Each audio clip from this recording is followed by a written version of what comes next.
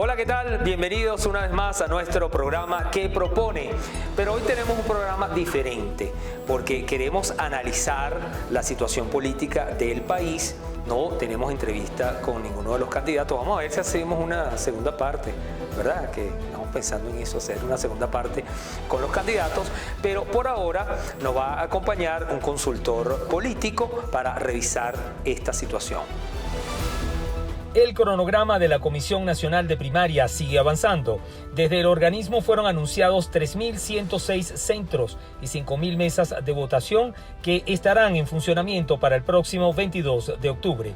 Además, 20.342.024 electores estarán habilitados para participar en los comicios.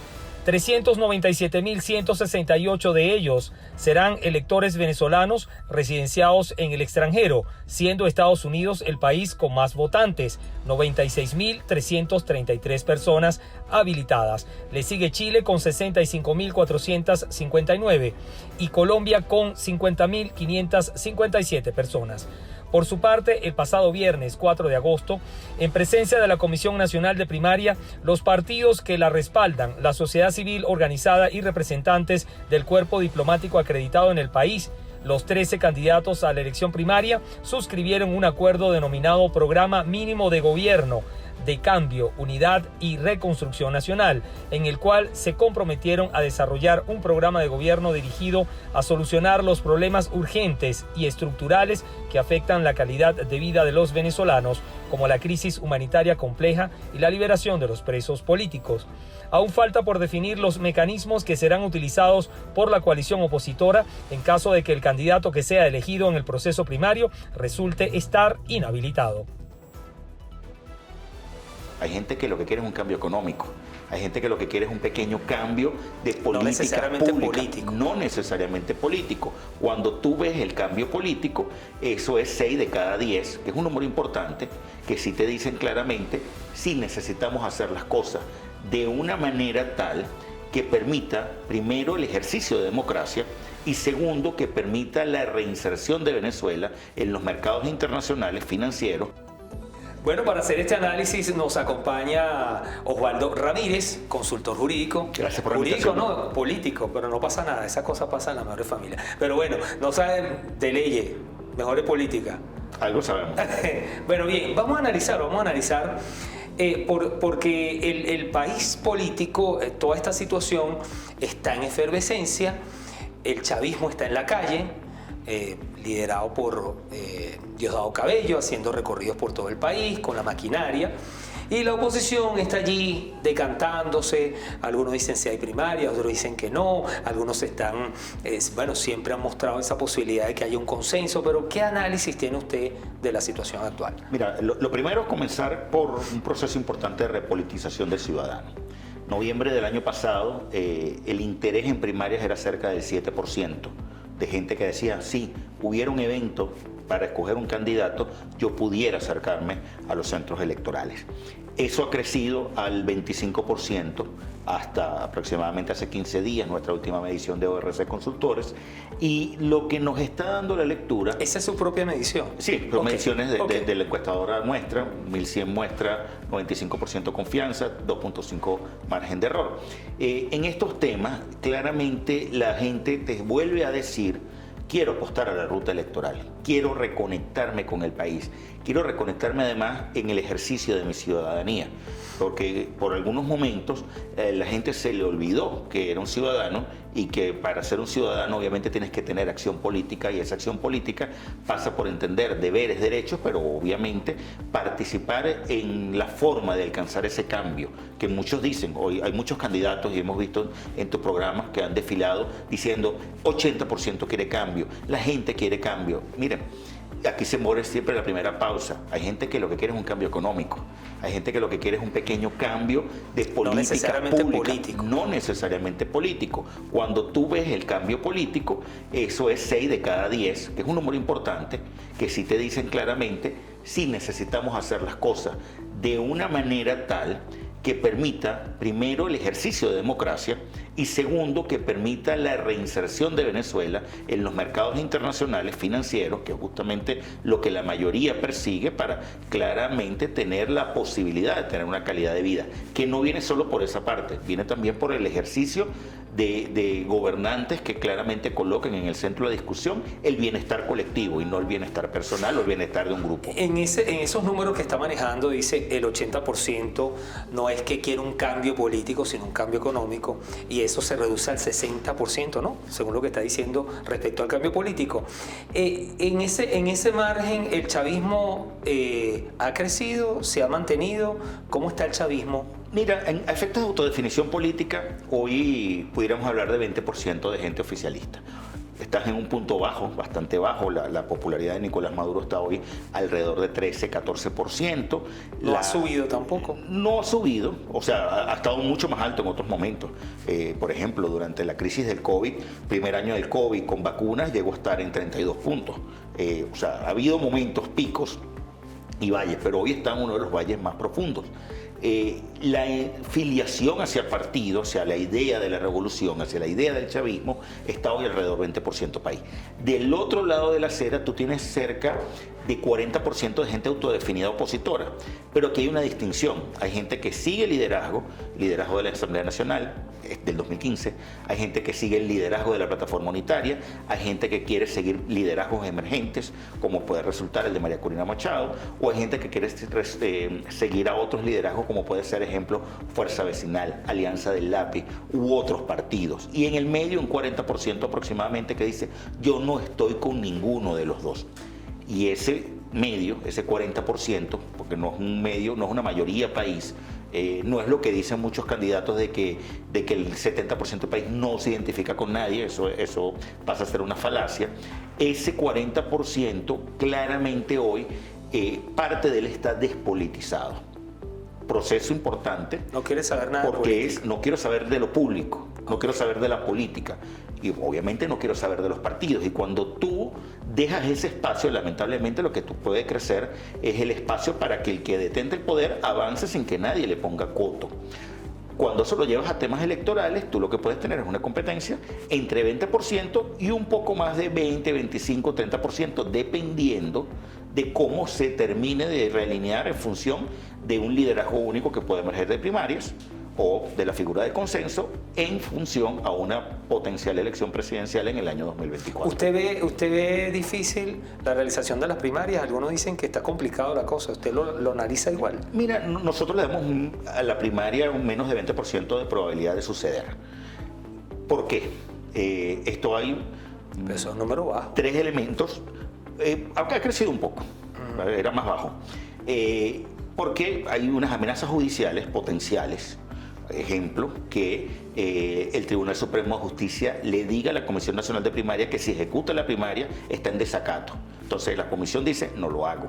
U otra forma es, yo voy a permitir que la hagas, pero no puedes aceptar inhabilitados. ¿Ok? U otra forma es, yo te voy a permitir hacerla, pero la tienes que hacer con el Consejo Nacional Electoral. Y ahorita está justamente en un proceso de escogencia de nuevos rectores del Consejo Nacional Electoral. ¿Usted sí cree que el TSJ va a intervenir?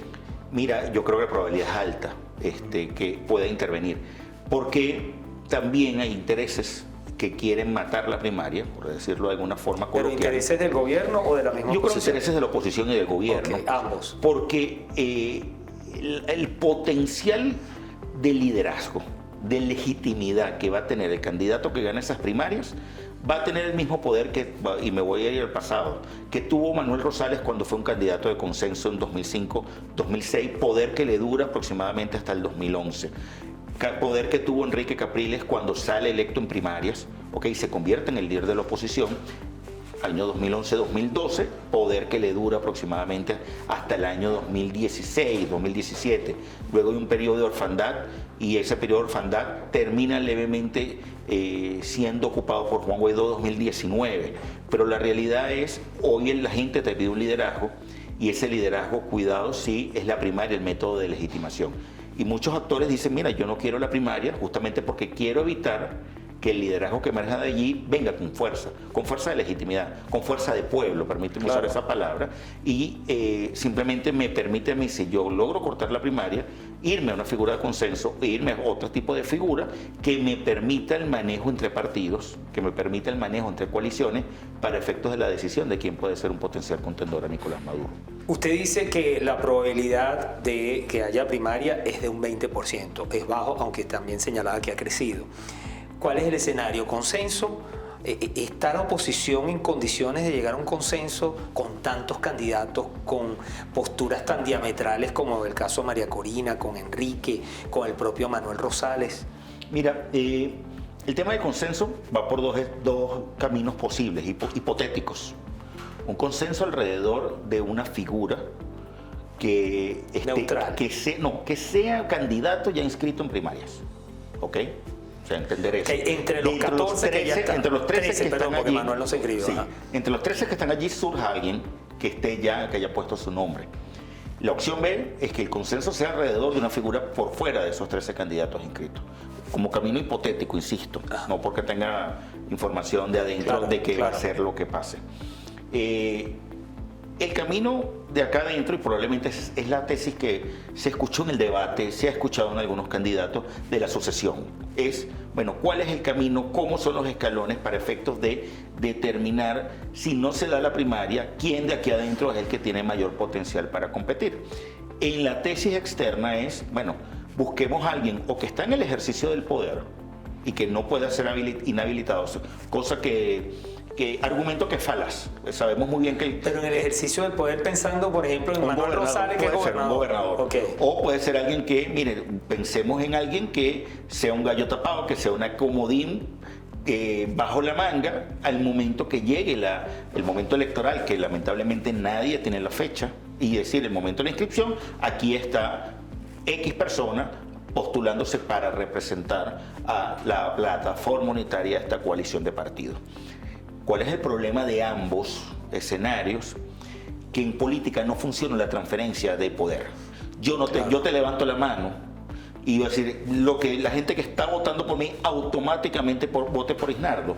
No existe. ¿Por qué no existe? Porque justamente yo veo unos atributos determinados en un candidato que por algo me atrae, por algo, primero, obviamente el tema de confiar en él, de agradar, de la política pública, si es que ha presentado política pública, hay un atributo importante que pueda capitalizar el triunfo.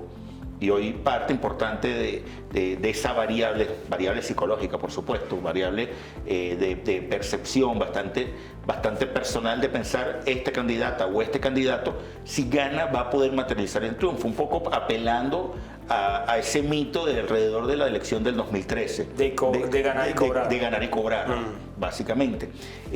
Otro elemento es, mira, va a traer unión a los venezolanos y por eso me gusta ese candidato. O es un gerente, va a poder arreglar los problemas del país, por eso me gusta esa candidata.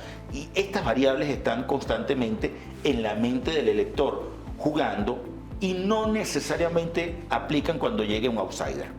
¿Por qué? Porque puede ser un outsider perfectamente desconocido, donde la gente no le ve esos atributos y simplemente, mire, me abstengo de la elección, no voto, no participo. Y esto es uno de los grandes riesgos de pensar que yo voy a sacar un candidato de debajo de la manga para efectos de poder llegar a este tema. Pero estoy hablando de una posición completamente distinta. No es hablar con la base de, es que bueno, yo gané las elecciones del 2015, entonces yo todavía en el 2023 tengo el poder de decisión. O yo fui el candidato presidencial del 2006 y yo todavía tengo la última voz. Justamente eso es lo que yo creo que la primaria desactiva, el poder del voto desactiva. De todas, entonces el escenario parece complejo, tanto para primaria como para consenso. También considerando que hay, por ejemplo, una figura como María Corina que pareciera no gustarle mucho eso de la negociación y del consenso. Mira, hay un detalle. A ver, mi impresión es que parte importante del sistema político de oposición está diciendo, no des la batalla, no llegues, no pases esa alcabala de la primaria, vamos a entregarnos, vamos a buscar una figura de consenso ya para evitarnos este problema. Yo creo que este es un primer elemento que está allí O sea, hay sectores que están manejando ese escenario. Y creo que le está cercenando el derecho al elector, que ha llegado a pivotar entre 20 y 25% del país, aproximadamente, de la base electoral. Estamos hablando de 3 millones. 3 millones 300, puede llegar a los 4 millones de gente que dice, quiero llegar y quiero participar en ese proceso electoral. Quiero correr, permíteme escoger a la persona que corra y que me represente. Y que no seas tú. Exactamente, que no sea grupete, que no sea un tema de, bueno, vamos a hacer un concilio a puerta cerrada, escondemos la llaga hasta que salga humo blanco de la Capilla Sixtina. No. O sea, básicamente lo que quiere, hay gente que quiere seguir apelando a esa figura. Yo creo que Venezuela no está para esa figura. Yo creo que hay que entender que muchos liderazgos que por algún tiempo dirigieron a la oposición se agotaron. Y creo que esas personas no han entendido, algunos de ellos, que su momento pasó. O sea, que usted aunque la primaria se sitúa en un 20% de probabilidades, sigue creyendo que esa es la mejor opción. Creo que es la mejor opción porque le permite a la gente votar, le permite a la gente escoger a quién tiene que competir. De hecho, todo partido debería pasar por una primaria. Justo vamos a ver dentro de pocos meses el caso argentino, donde hay unas primarias obligatorias. Claro. Otros lugares donde las primarias obligatorias, las PASO, le dicen. Las PASO, o sea, primarias abiertas y obligatorias que claramente te permiten a la gente entender, es como una primera vuelta electoral. Ahora, hablando un poco del planteamiento que hacías de María Corina, mira, hoy María Corina está teniendo una intención de voto de ese votante de primaria. Yo creo que, permíteme usar rápidamente el ejemplo, como que vayamos a hacer un concierto de joropo venezolano, ¿ok? ¿Y quién te va a asistir al concierto? El que le gusta el joropo venezolano. De repente hay alguien que es seguidor del heavy metal alemán y dice, le empiezo a hablar del heavy metal alemán, mira, voy a hacer un concierto de joropo.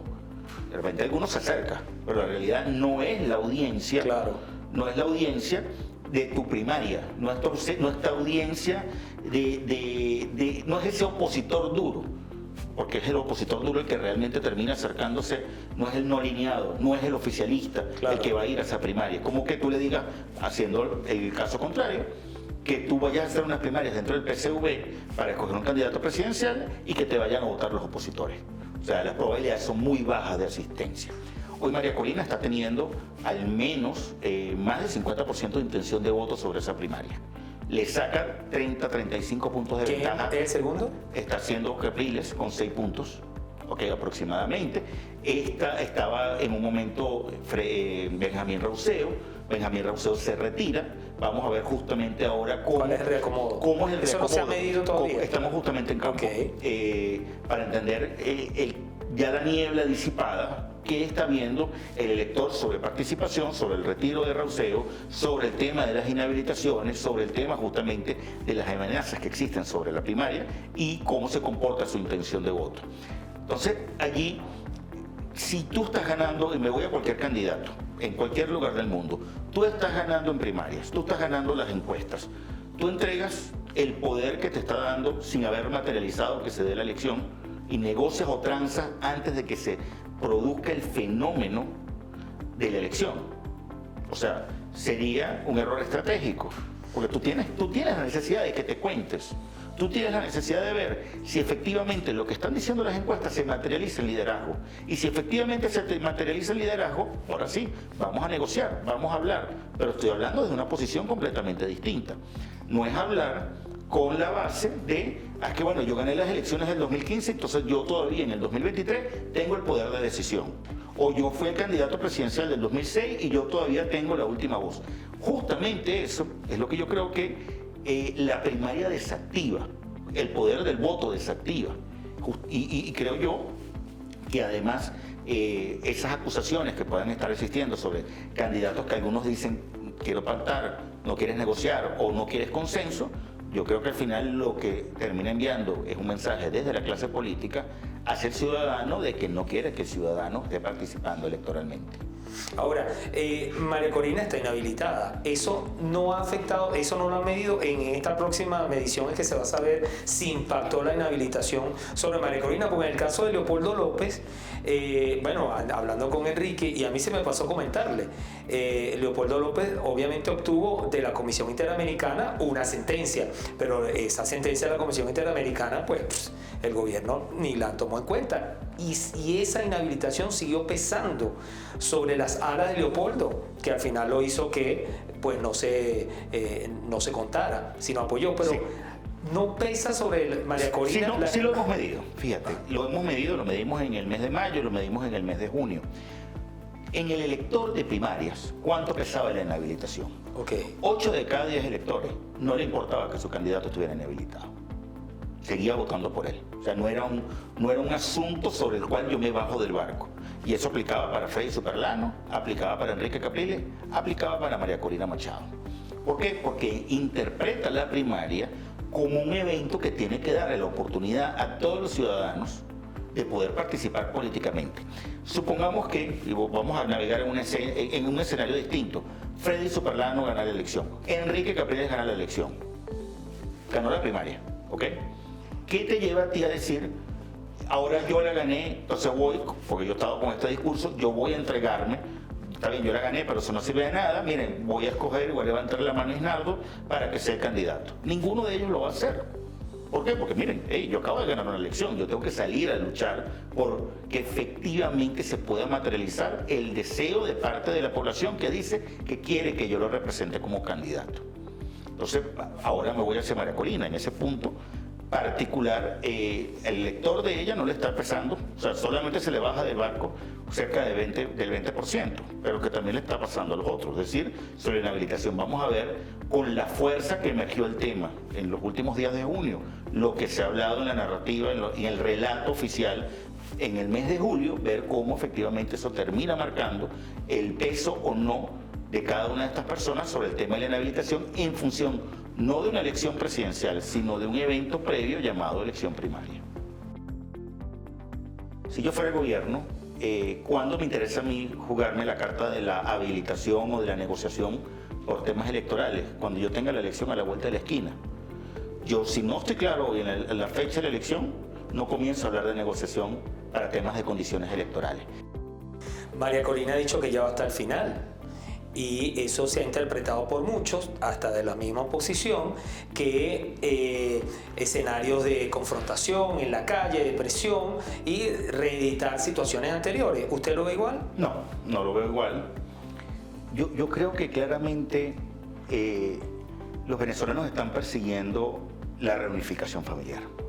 Los venezolanos están persiguiendo encontrar una forma de tener un país donde tengas calidad de vida. Encontrar una forma en la cual claramente la gente pueda volver a unirse y que para ello obviamente puedas lograr que efectivamente tengas que hacer todo lo necesario para lograr una transformación del modelo político venezolano de los últimos 20 años. Hay gente que dice, bueno, esto es un llamado fatalista. Hay gente que dice, no, esto es un llamado a darlo todo por una elección.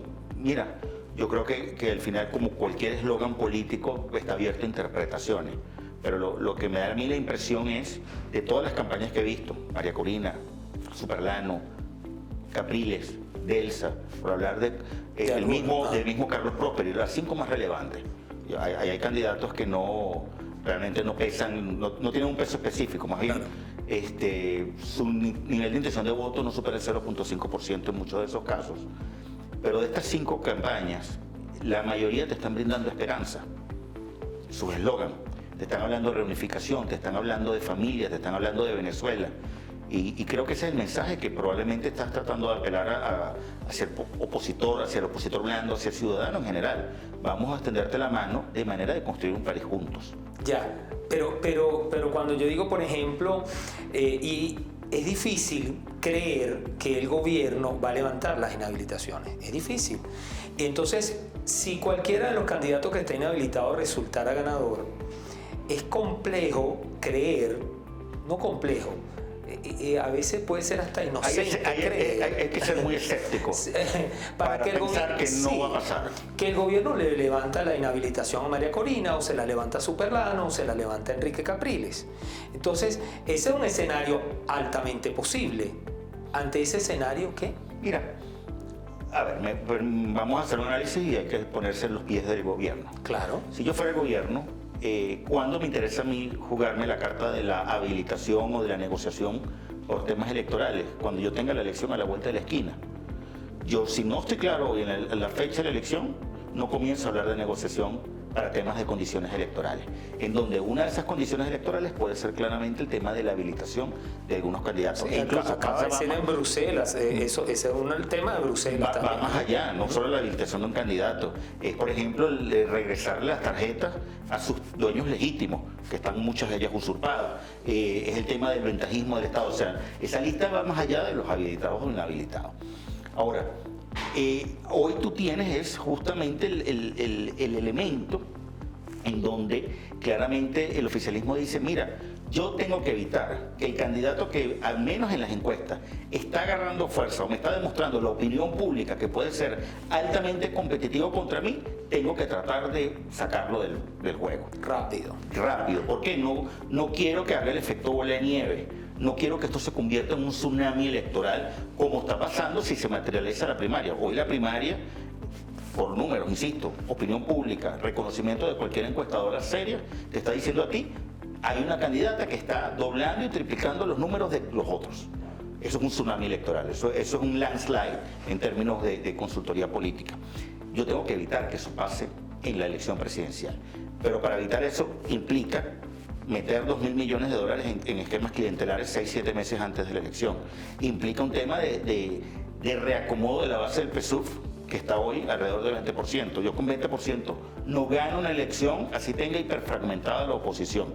Así escoja el candidato a dedo que va a competir contra mí, claramente me va a costar muchísimo convertir ese 20% en mayoría electoral.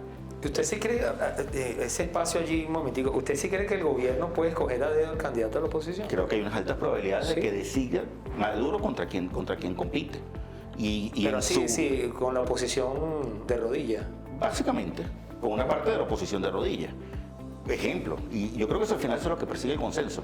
Señores, ojo, un consenso externo. ¿Te acuerdas que hablábamos de dos rutas hipotéticas? Claro. Esa ruta externa de decir, alguien que esté en ejercicio de poder, alguien que sea cómodo para mí es la opción más fácil. ¿Por qué? Porque bueno, voy a poner a pelear a la oposición y probablemente voy a generar una situación de desengaño en el opositor duro, que es el que puede estar más motivado a votar por una opción de cambio, que diga, mira, no me gusta esta persona que me estás colocando. Aquí hay liderazgos políticos de oposición que tienen 75% de rechazo. Aquí hay liderazgos políticos de oposición en los que la gente no confía. Y si yo te escojo a esa persona como candidato presidencial impuesto, básicamente el elector va a decir, no me interesa votar por ti. Pero no veo una figura en la oposición que no tenga altos niveles de rechazo. No hay ni siquiera María Corina. Mira, en general el país hay un tema de desconfianza. María Corina tiene 49% de rechazo, ¿ok? Pero tienes un Enrique Capriles con 67, tienes un Manuel Rosales con 75, Maduro tiene 72. O sea, Manuel Rosales tiene más rechazo todavía que Maduro. Sí lo tiene. Entonces, aquí tú tienes una cantidad de cosas sobre las cuales, de cierta manera, el ciudadano también se está volteando a decir, quiero liderazgos nuevos. Y no es un liderazgo emergente. Ahí, de nuevo, si bien la gente quiere apostar o quiere ver nuevos rostros, la verdad que cualquiera de estos nuevos rostros que se ha presentado, a muchos se les ven las costuras. Y la gente no interpreta que sea un liderazgo. El caso de Benjamín Rauseo, por ejemplo. Por ejemplo, hay gente que no interpreta que esos sean liderazgos legítimos. Entonces, como no eres legítimo, no voy a confiar en ti. Bueno, se nos agotó el tiempo, pero definitivamente necesitamos 2 programas para seguir analizando.